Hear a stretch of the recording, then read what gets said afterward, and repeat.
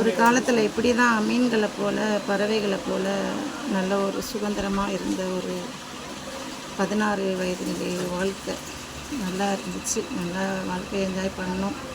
கல்யாணம் முடித்த பிறகு பிள்ளைகளே வீட்டுக்காரே அடுத்து என்ன லெவலில் பிழைக்கணும், எப்படி பாதையில் போகணும் அப்படின்ற ஒரு வாழ்கிற வாழ்க்கையை பார்த்து நம்ம வாழ்ந்துட்டு போவோம்னு 7 வருஷம் வனவாச வாழ்க்கை.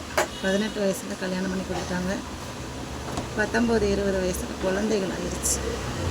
அந்த குழந்தைகளுக்காக நம்ம கவலைப்படணுமேனு ஊருக்கு அங்கங்கே குழப்பு தேடி அலைஞ்சு பிள்ளைகளை கஷ்டப்பட்டு 7 வருஷம் வனவாச வாழ்க்கை வாழ்ந்தது தான் செல்வியோனுடைய கதை. ஆக மொத்தத்தில் சீதாராமர் கதையும் கூட சொல்லலாம். சீதாராமர் கதையில் வர்ற வாழ்க்கையும் மகாபாரதத்தில் கலந்து வர்ற வாழ்க்கையும் தான் செல்வியக்காவுடைய வாழ்க்கை. வீடியோ ரொம்ப சுவாரஸ்யமாக இருக்கும். நல்லது கெட்டது, காசு பணம் எப்படி சிக்கனம்ன்றது, வாழ்வாதாரத்தில் எப்படி உயர்றது அப்படின்றத நான் வீடியோலாம் உங்களுக்கு ஷேர் பண்ணுவேன். ஒவ்வொரு வீடியோவும் ஸ்டெப் பை ஸ்டெப்பாக பார்ப்போம். வீடியோ பார்த்துட்டு லைக் பண்ணுங்கள் மக்களே, ஷேர் பண்ணுங்கள், சப்ஸ்கிரைப்.